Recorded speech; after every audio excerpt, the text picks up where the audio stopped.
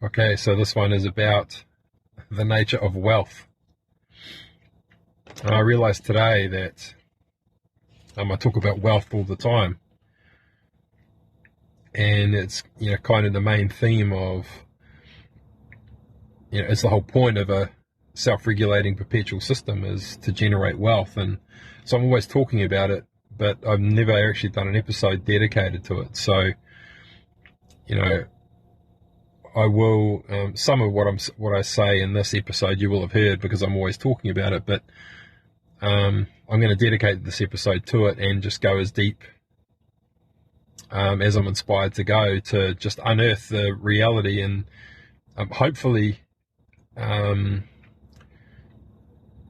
just set straight some misconceptions people have about wealth and the true meaning of wealth. And what triggered me to create this today was a comment someone made to me about wealth and the assumption that wealth is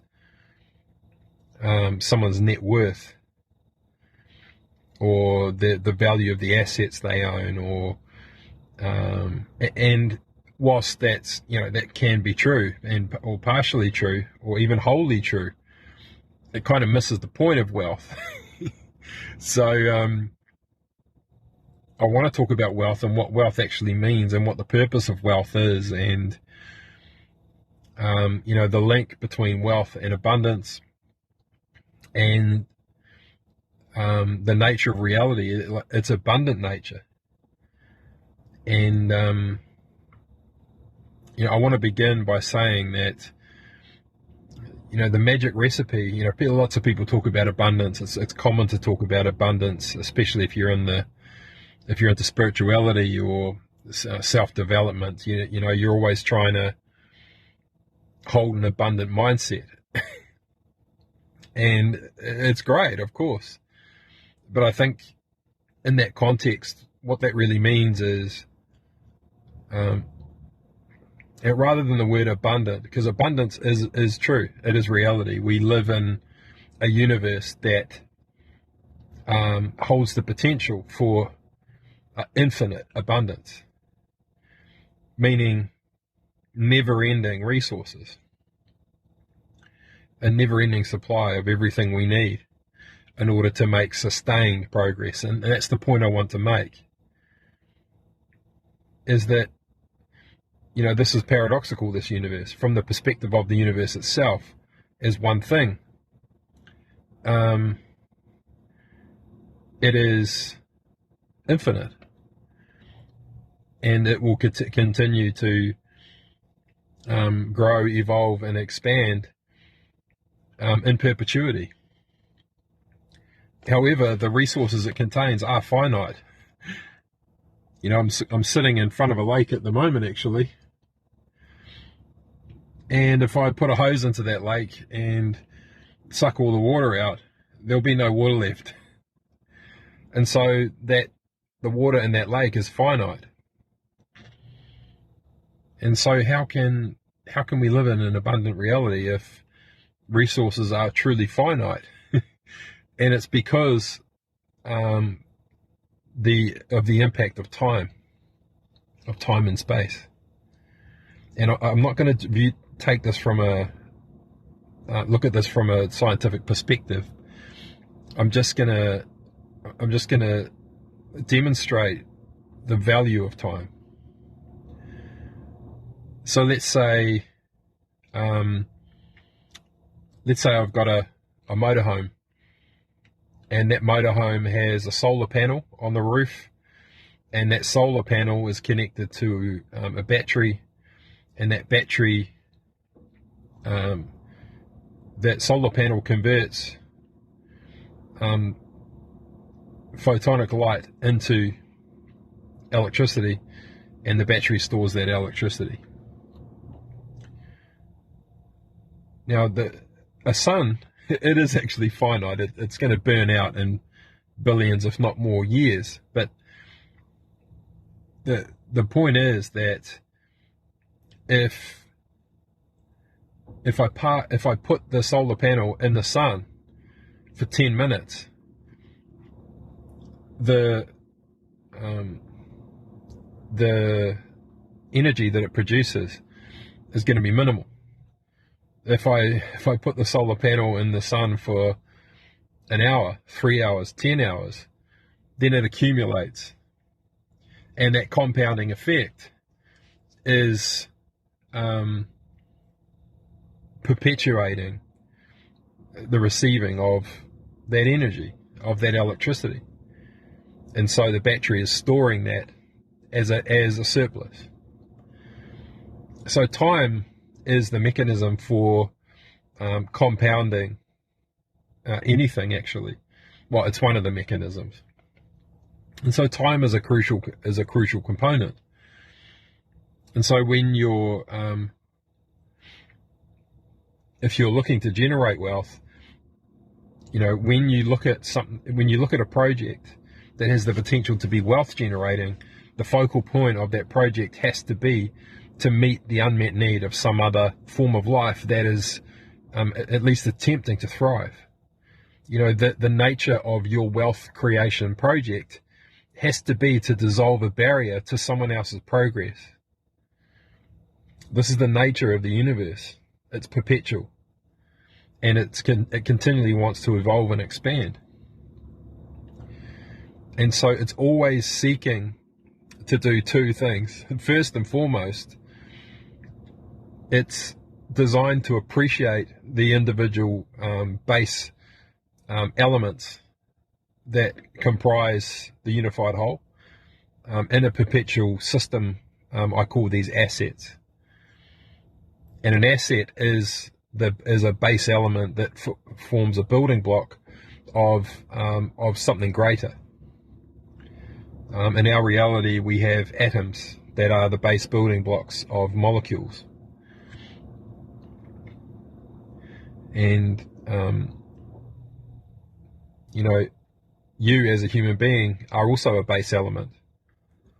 And in our society, a base element, a human being is a base element component of an organization, which is a form of organism. And so if you look at the organism that contains the base element of individual human beings that are all individually unique and all have different gifts and abilities, then if you want that organism that contains those base elements, being the human beings, to thrive, then your sole focus, if you are the consciousness of the organism as a whole, then your sole focus is to dissolve the resistance within the base elements, within each individual human being in that organisation, is to dissolve the barriers preventing them from thriving. Because an organisation that contains assets, being the human beings, that are all capable of thriving, if you're influencing the environment around them so that they are continually progressing, then you're progressing. It's the same thing with the universe. Its nature is that it's always going to be influencing the environment around you so that you can make progress. But understanding that it's a journey. Because what the universe ultimately wants is to dissolve all of your internal resistance to realizing your latent potential. And it also wants to dissolve the external barriers to the progress, preventing you from realizing your full potential. Once you become really adept at meditation and going inward, you soon come to the realization that your external environment is always a reflection of the resistance you're holding within yourself.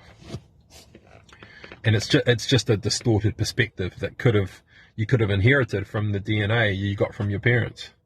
So it's not about blame. The perspective that you hold is the result of probably eons, but definitely generations and generations of accumulated perspectives that were relevant to the environment that your ancestors lived in at the time, but are more than likely right now no longer relevant because of the world we live in. So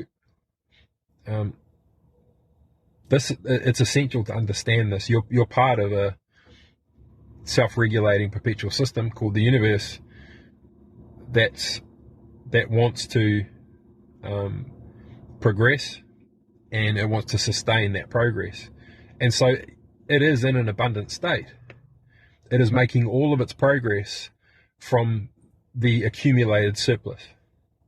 So it is wealth generating. And so this brings me to the point about wealth. Wealth simply means that if you're capable of generating wealth, it means that you are putting out more than you're taking in. And so the surplus is the wealth, really. If you're generating wealth, then you are providing a surplus. And that surplus can be made available to make more progress. So it's really, really simple. But getting to that point where you are creating a surplus, that's the challenge. That is the challenge. And what I really want to talk about is, I want to dissolve any barriers you may have to people who are wealthy. Lots of people who are really struggling and having a really rough time of it. And I've been there myself, believe me. And, they look at people who are wealthy with disdain. And they say to themselves, oh, they've got it so easy. And that quite literally is the point of wealth. So that things aren't hard anymore. But it's very common for someone who's not wealthy to look at someone who is wealthy and think to themselves, why can't they give me some of that money? Or if I had that money, I would do this with it. If I had that money, I would do that with it. I would buy this. I would spend it on that. But the reason that someone who is wealthy is because what they've decided to invest themselves into is something that is not only meeting the unmet need of someone somewhere, but it's generating a surplus. And so truly wealthy people, they don't look at their energy or their time as something that is worthless. And in fact, before you become wealthy, your greatest gift is what you decide to invest yourself in. Now, another very popular concept, misconception, especially in the self-awareness community, is this concept of energy vampires, or people taking your power away. Well, that is an absolute lack mentality. It's an absolute lack mentality. People can't take your energy against your will. You have invested yourself in them. If a human being is occupying space in your mind, you are investing in them. If you are physically present with someone and actively listening, you are investing in them. You are investing your energy in that person. If you spend an extra 5 minutes to walk to an ATM in order to save yourself 25 cents, you are investing yourself in that time. And here's the reality of time for a human being that will be born and at some stage will die, is that time is finite. That time is finite. And so the question is always going to be, what are you invested in? What is it that you're invested in? Because for most human beings on the planet right now, they're invested in Twitter and Instagram and Facebook and YouTube. Not that these things are necessarily bad, but that's what you're investing yourself in. The resources that you have available to you now are the things you're choosing to appreciate. And the things you are choosing to appreciate is everything in your life that receives your attention. That's how you invest yourself.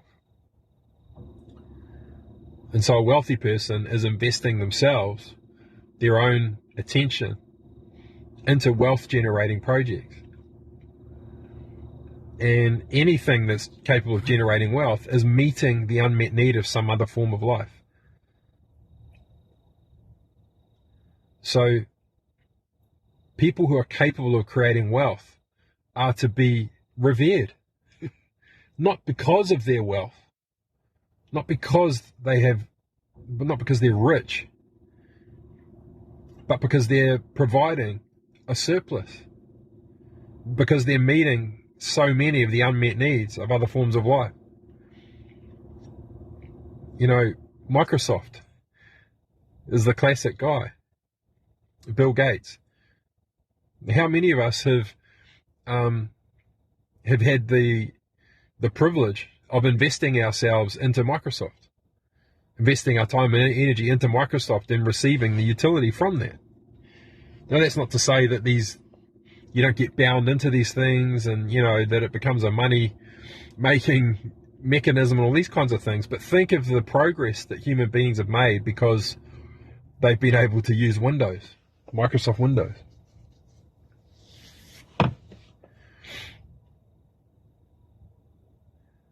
Wealth means, if you're generating wealth, you are meeting the unmet needs of some other part of the ecosystem that you're a part of. And it's being appreciated. That's the key. There are people invested in the assets that you're creating. If you build a house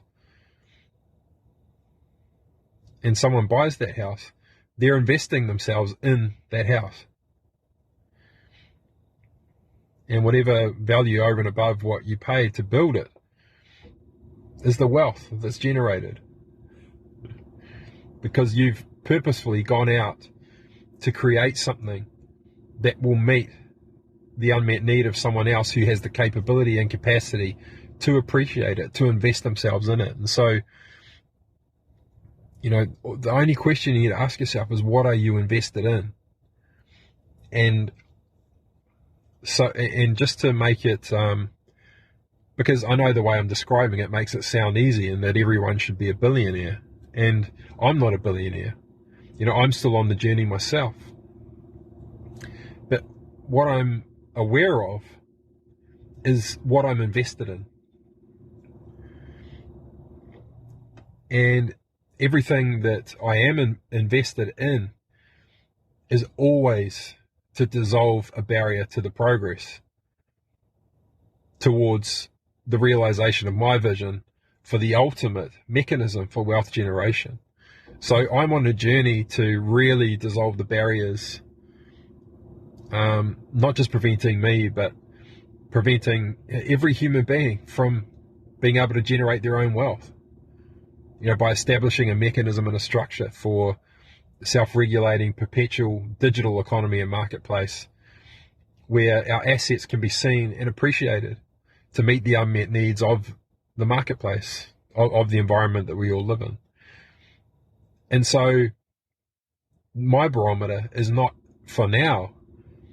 about my own, how wealthy I am now.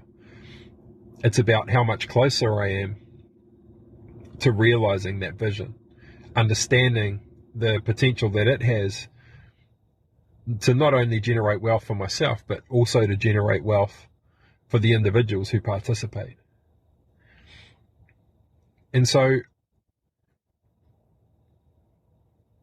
wealth generation at an individual level, to me, is the greatest need of every human being. The capability and the capacity to generate wealth for themselves and therefore create a surplus that can then sponsor the progress that we all need to make collectively as a team, as a society, as a species. It has to come from a surplus somewhere. Investors who had money sitting in the bank, that's surplus wealth that they've generated themselves. It doesn't come from nowhere. It has to come from a surplus. And, there is a caveat to that, and that caveat is that we live in a debt-based society.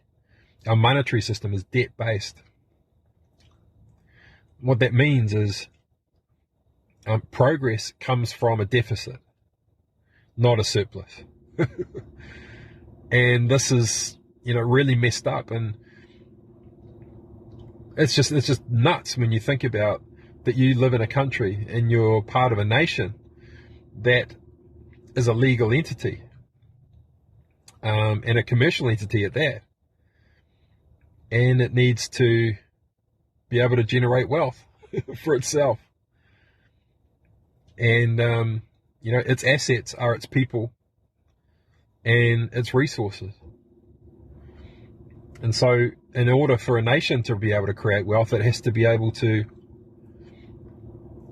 understand the latent potential of those assets, of those resources, all the dormant expertise, skills and resources of its people and of its land, of its body. If it truly wants to generate wealth, it has to understand that latent potential. Like, we have to be able to see it in order for it to be appreciated. And we have a monetary system that's debt-based, where if you want to go to the bank to get a loan to fund a venture, then that money creates debt that has to be serviced at some point. That debt has to be serviced out of a future surplus somewhere. So the economy depends upon businesses being successful at creating a surplus, at creating wealth, to make sure that deficit, that hole is filled in at some point. And this is a big issue that we have to solve together at some point, but it'll be a transition. But what I really want to bring this point around to now is, the picture I painted about a nation having to be able to see the latent potential of the assets that it contains, its resources and its expertise of its people, that it's the custodian of these assets. That's the purpose of the nation, is to protect, nurture and appreciate its assets. So if a nation wants to be wealthy, it has to appreciate its assets. In order to appreciate an asset, you have to be able to see it. And an appreciating asset is generating wealth. So to bring this to you and your ability to generate wealth, it's intrinsically linked to your ability to recognize, to see your own assets, to see your latent potential, and to actually write it down and try to understand it. Because you're a product of your evolution, of the evolution of your ancestors. It's all in your DNA. The way you behave is intrinsically linked to the behavior of all of your ancestors because of the DNA you inherited. The reason certain genes are switched on and some are switched off are because of the perception your ancestors had about the environment that they lived within. And you inherit that DNA. That's what makes you unique.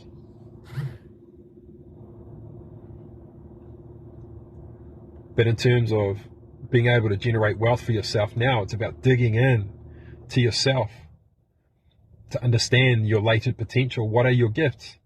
What is your genius? What are your assets? What are the skills you've cultivated throughout your life? What's the adversity that you've transcended? And what's the story of that? How did you do it? What did you come to recognize, to realize, to understand that enabled you to make a new decision, to take you in a different direction, or to transcend that obstacle? All of this wisdom and all of the skills you gained that accumulated, the behavioral changes that arose because of it, holds the key to your uniqueness. Did you take on a project and you had to learn how to, edit videos or create logos, or how to do copywriting for a website, how to build a website? Did you have to figure out how to do pottery? Did you have to figure out how to refuse a caravan?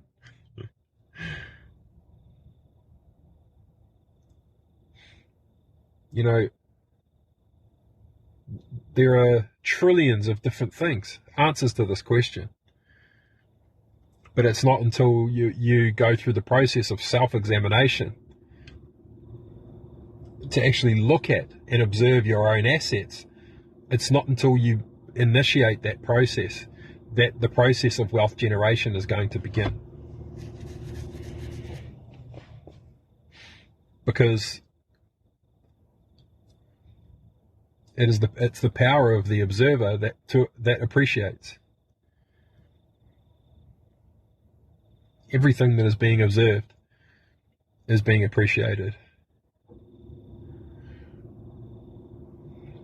And so you have to be able to see your own assets if you're to have any chance of those assets being appreciated by others. And once you can see them yourself, you've got to feel vulnerable enough. You have to be prepared to be vulnerable enough for other people to see them and to judge them. And here's the rub. These are fear of judgment is probably one of the greatest fears every human being holds. The fear of being judged. And in a society within which every human being is trying to be the same as everyone else,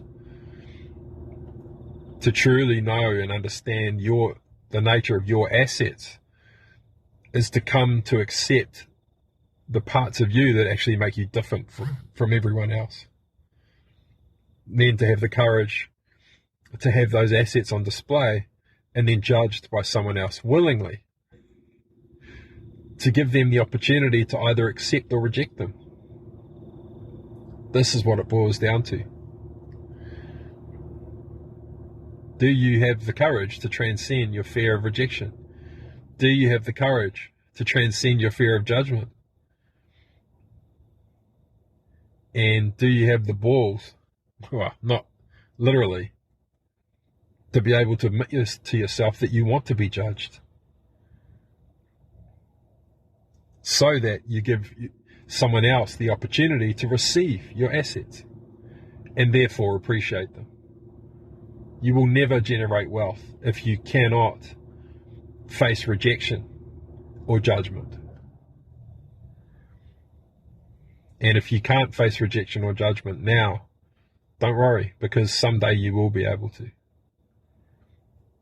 But the day that you finally feel safe and comfortable enough to face that rejection and judgment, you'll know, because it will feel easy.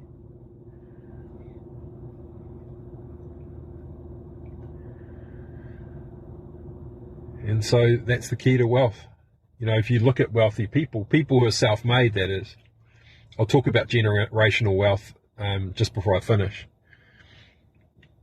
But people who are truly wealthy, who have, bootstrapped their wealth from nothing. These people, they're not afraid of rejection. And they're certainly not afraid of judgment.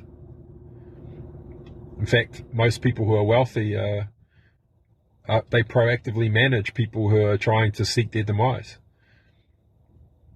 They have a strategy for dealing with haters. And of course, they're so prepared for the hate of people around them. They're so prepared for all of that rejection and all of that judgment. I mean, look at anyone who's wealthy, people who have celebrity.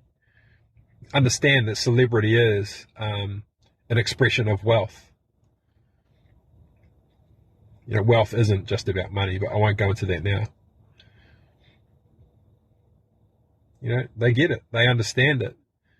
And, wealthy people who are authentically at peace and at ease with their haters, have taken it upon themselves to understand the nature of those who hate them. And that's where the peace resides. But they're not averse to rejection, that's for sure. You cannot be wealthy if you resist rejection, if you resist abandonment, if you resist judgment. Judgment is the main one. And truly wealthy and successful people are continuously and relentlessly seeking judgment in order to sculpt themselves into something even greater. The judgment of others is what we want, ultimately.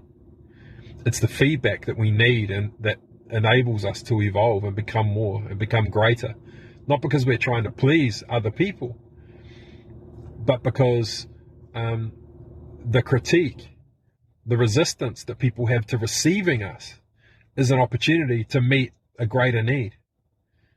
And the meeting of a greater need holds greater potential for us to generate wealth, not just for ourselves, but to create a surplus and that surplus will inevitably be used lubricating the rest of this perpetual machine. Whether it's to spawn progress of someone else's venture, whether it's to, buy things for ourselves, luxurious things, spend money in businesses, taking care of our own needs, utilizing that wealth. It's all lubricating the machine. It's all enabling other parts of this system to receive wealth. So never ever be ashamed of your wealth. Never ever be ashamed of what you've chosen to invest yourself into. And so before I go into generational wealth, I just want to talk about sacrifice. Now, I've talked about sacrifice, but not from the context of wealth generation. And so I just want to say that sacrifice is, yes, it's real, and it's valid, but fundamentally, everything that we're sacrificing is a decision on what we choose to invest in. So if I sacrifice going to the pub with my mates, then what I'm actually doing is choosing to invest in my business or in myself or in my well-being because I want to go to bed early or whatever it may be. Or I'm choosing not to go on holiday because I'm choosing to invest in generating wealth so that I've got more money to form that base or to invest in other things. So we have to look at, if you feel like you're constantly sacrificing things, if you feel, or sacrificing yourself mainly, your time, your energy, your resources, or you feel like they're being taken from you, or you feel like people are taking your power, just to be honest, that's a real victimhood mentality. You have to be able to own it and to say and to realize that everything that you've sacrificed is a decision you've made on what to invest yourself in. I just want to repeat that so it lands. Everything that you think you've sacrificed is a decision you've made on what to invest yourself in. And is that thing you're investing yourself in wealth generating? Or is it creating a future deficit? Or is it creating a present deficit? You have to own those decisions. No one's taking anything from you. So sacrifice, look at it as a decision on what you're choosing to invest yourself in, and then own that. No one else has that decision, regardless of the pressure you may feel from society, family, friends, dogma. Own that decision. What do I want to invest myself in? See it as an investment. See your energy and your time as wealth. It's a surplus available to you now. The action that you take right now, that's available to you right now, the moment that you make it, it comes from a surplus. It comes from energy that is not needed by the rest of your body. I can drive my car right now because I'm choosing to invest myself into it instead of doing the dishes. You see? It's an investment. How are you investing yourself? What are you investing yourself into? And understand why. And so I just want to finish up with generational wealth, because I'm sure a lot of people will be thinking to themselves, well, generational wealth, trust fund babies, someone who's bootstrapped themselves and created wealth for themselves. They've created a surplus of wealth because they're meeting the unmet needs of society through what they've chosen to invest themselves into. It's now generating wealth, and that wealth is perpetuating and it's compounded, and the assets that they've cultivated are producing more and more and more wealth. And then they're now so evolved that they're capable of making their own progress because these organizations containing them and appreciating them. That's true wealth. Well, let's say that the wealthy person, they have a family, they have children, and those children are born into that wealth, born into all the benefits of that wealth. They'll never understand scarcity. They'll never experience it. Well, not in the way most people do. And there's, distinct absence of adversity within their environment. People will say, well, how those people stagnate? They don't progress. Everything's handed to them on a silver platter. And what I would say to that is that it purely falls on the parents. If you've created wealth for yourself, you have been through the absolute ringer and back. If you've bootstrapped something that's capable of creating wealth for you, and so much so that it's creating generational wealth, you have been through to hell and back. There's no two ways about it. Generally speaking. And so if you have children,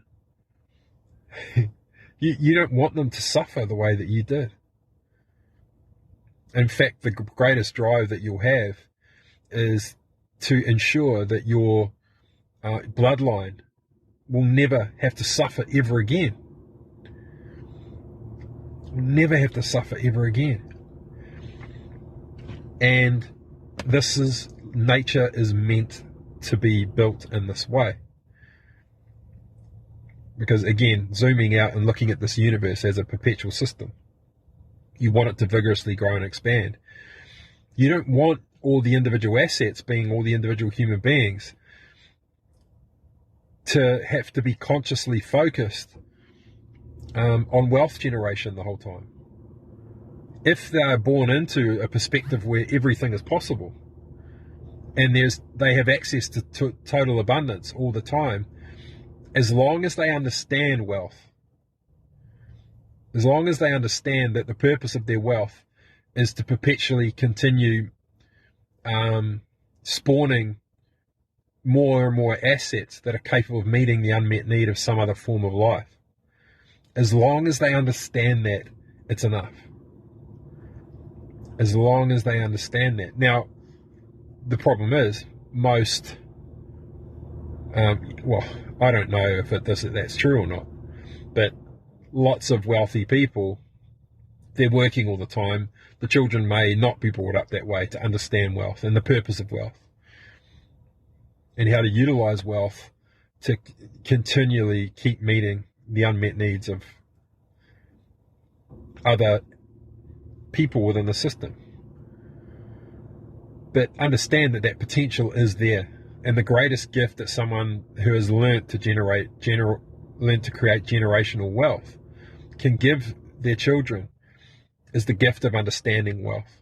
And so that when the custodianship of that wealth is passed on to the children, that those children, care for it with reverence.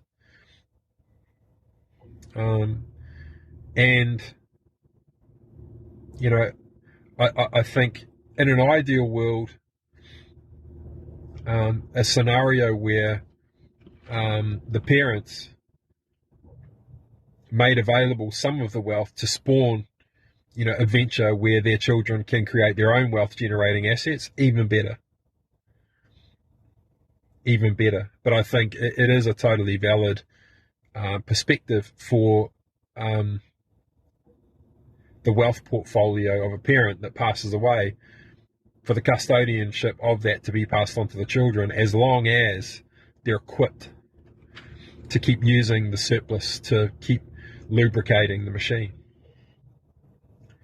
But it's obviously not black and white. So that's my perspective on generational wealth.